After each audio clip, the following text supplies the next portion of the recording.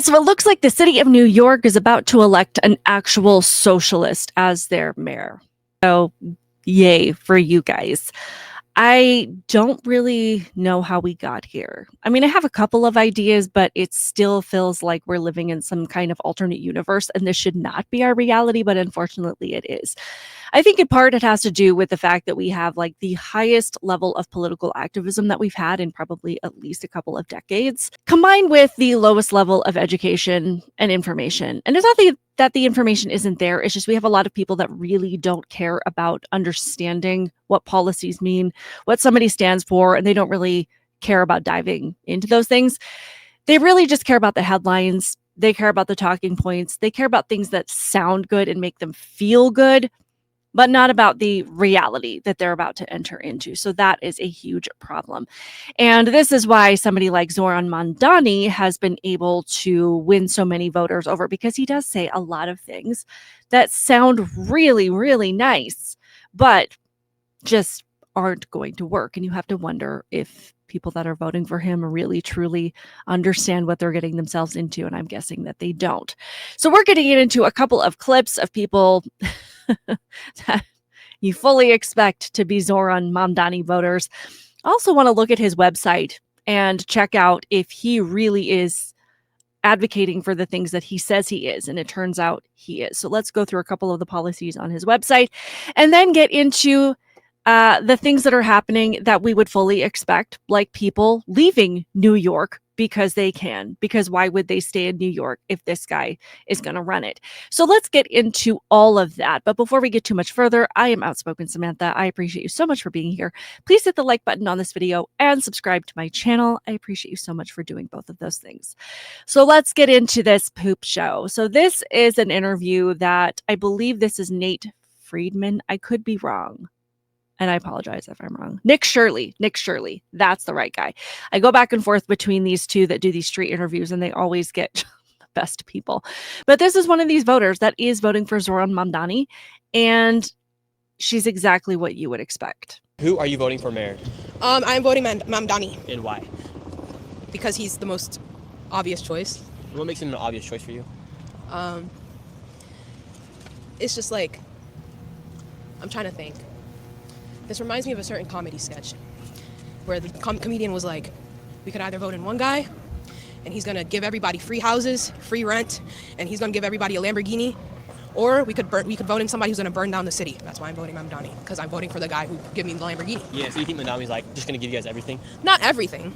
I'm saying it's the most obvious choice. What do you think is gonna happen with government-run grocery stores and free buses? Do you think that sounds like a good idea? That does sound like a good idea. And freezing the rent? That does sound like a good idea. What if they have to freeze the rent to the point where eventually the landlord's not able to come in and fix the washer and make profit on his own lease? That's their problem. I don't know about you guys, but I personally think that people like this should not be allowed to vote. And I think one of our biggest problems was ever pushing the idea that voting is a right. It's not a right. It's a responsibility. It's a very serious responsibility. She's saying, freezing rent, government-run grocery stores, all of these things sound wonderful, but if they don't work out and if they crash and burn, that's totally fine, not her problem. Well, it is going to be your problem because you're living in the city and you can't vote without feeling the effects of it. There's another clip of a gal saying that she voted for Zohran Mamdani, but she doesn't think socialism is going to work in New York City. Voted for Mamdani. Do you feel like socialism would work in New York City? No, not necessarily. I voted for Mamdani. What? This guy is a socialist, 100%. Did you read his website? Do you guys understand what socialism is? Fortunately, far too many people think that socialism is just expanding social programs so that more people are taken care of. They think that it's the truest, most virtuous sign of being an empathetic and compassionate person. But that's not how it works in real life. When government takes this much control of property or resources, then you end up with fewer things that are available and more people competing for it, and then less incentive for anybody to invest and to continue to produce in that area. And that includes things like rental properties and rent freezes. Now, this is from Zohran Mamdani's direct website. It says, as mayor, Zohran will immediately freeze the rent for all stabilized tenants and use every available resource to build the housing New Yorkers need and bring down rent. The number one reason working families are leaving our city is the housing crisis. The mayor has the power to change that. And that all sounds wonderful. We're just going to take this unit and tell the landlord that they can't charge what they've been charging. In fact, they can only charge half so that it can be affordable to somebody who wants to live there. But then you have fewer landlords buying units to rent out to people at all. So that means more availability. And second of all, they're not making as much profit, so they can't invest in the upkeep of that apartment, and they have no incentive to do so. And as we know, one of his most famous, well-known proposals is the state-run grocery stores. It says, as mayor, Zohran will create a network of city-owned grocery stores focused on keeping prices low, not making a profit. Without having to pay rent or property taxes, they will reduce overhead and pass on savings to shoppers. They will buy and sell at wholesale prices, centralize warehousing and distribution, and partner with local neighborhoods on products and sourcing. With New York City already spending millions of dollars to subsidize private grocery store operators, which are not even required to take SNAP and WIC, we should redirect public money to a real public option. You can see how quickly this could go badly and will go badly because it goes badly every single time that it's tried. What they're saying is that the government pays the rent and pays the taxes and pays the employees and covers the cost of everything that's being sold there, that it's going to be just as good as if it was run by a private business owner. But that's never how it works, because you have to have a government that's motivated to sell you quality products, that's motivated to pay a fair wage, that's motivated to make sure that things are on the shelf that have not expired, to give you fresh produce instead of letting things go rotten, to overall want to use your tax dollars to make sure that you are taken care of and that things are running efficiently. But if you look at any government program in the history of government programs, when has anything been run with the motivation to make it efficient and to make sure that we are getting exactly what we need when we need it? In other words, motivated with our best interests in mind. When has that ever happened? And if you're looking at the rest of his proposals, of course, he's got the fast, fare, free buses, no cost childcare, healthcare, raising the minimum wage to $30 by 2030. And how does he plan to pay for all of this? By taxing corporations at the 1%. It says Zohran has a plan to bring down the cost of living through city-owned grocery stores, universal childcare, and other bold proposals, and he knows exactly how to pay for it too. Zohran's revenue plan will raise the corporate tax rate to match New Jersey's 11.5%, bringing in $5 billion, and he will tax the wealthiest 1% of New Yorkers, those earning above $1 million annually. A flat 2% tax. Right now, city income tax rates are essentially the same whether you make $50,000 or $50 million. Zohran will also implement common sense procurement reform and senseless no-bid contracts, hire more tax auditors, and crack down on fine collection from corrupt landlords to raise an additional $1 billion. But of course, the proposal of all of these socialists is constantly to take it out of the paychecks of the top 1%. But as we know, whenever this is proposed, it is those people that end up leaving, because why would they stay in a state that is going to raise their taxes if they don't have to? In this article by the New York Post, it says nearly 1 million New Yorkers ready to flee NYC if Mamdani becomes mayor, possibly igniting largest exodus in history. It said hundreds of thousands of New Yorkers are prepared to bolt from the Big Apple if socialist candidate Zohran Mamdani wins Tuesday's mayoral race, potentially setting the stage for the largest population flight in U.S. history, an alarming new poll warned early Monday. Around 765,000 people of the 8.4 million residents who call New York City home are preparing to leave, with about 9% of New Yorkers sharing that they would definitely leave the city if Mamdani is elected the 111th mayor, the Daily Mail reported, citing a survey conducted by JL Partners. It says if those residents were to leave, it would be equal to the population of Washington, D.C., Las Vegas, or Seattle fleeing the city. Another 25% of New Yorkers, about 2.12 million, said they would consider packing up and leaving.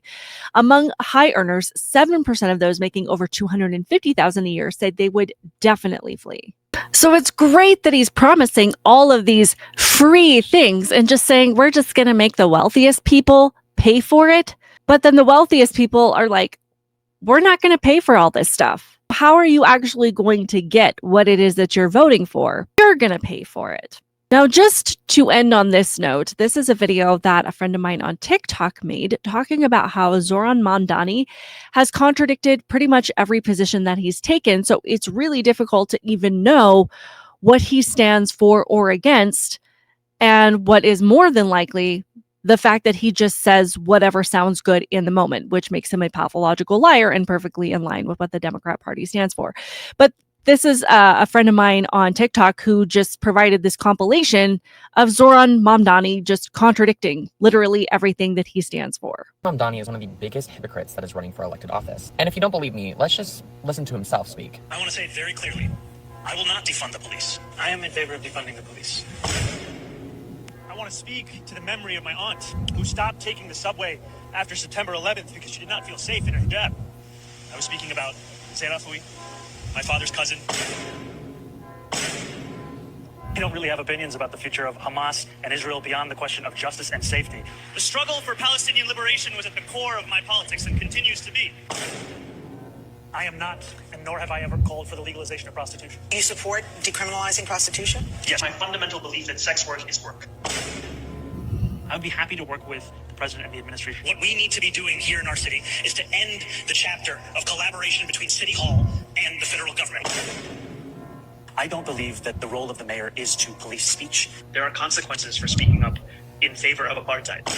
That's where we're at, guys. We have one of the biggest cities in America electing somebody who is a socialist, even though they don't know what socialism actually is, planning to pay for all these programs by people that are leaving the state, who don't seem to care that he has contradicted literally everything that he has stood for and is likely lying to them to get into office and is going to flip a major switch once he gets there. All I think that we can offer these people are thoughts and prayers. I definitely don't feel like bailing you out when you plunge into the crisis that is inevitable, and I don't want to hear any complaining when you end up with the consequences of your actions. I would love to hear all of your guys' thoughts in the comments below. Please be sure to hit the like button on this video and subscribe to my channel. As you guys know, we always end with Charlie Kirk. So keep it real, and I will see you in the next one. Bye. Communism can be used for the good of society. Hold on. Guys. Bear with me. Well, I'm going to stand up for you. Guys, let him talk. Okay? We talked about this. Before I ask my question, can you state why communism always fails? Okay, yeah, great question. Very simple. Human beings, in my belief and in any sort of observation of human nature, are viciously self-interested, and they will not act communally, whether ever given an opportunity to do so otherwise. So we are not communal social creatures, as postulated by either Rousseau or Marx. In fact, we're far more self-interested and sinful in our disposition, and that is why communism has never worked and will never work, unless you have an example you could point to. I don't. I agree with you, which is why this comes across so weird.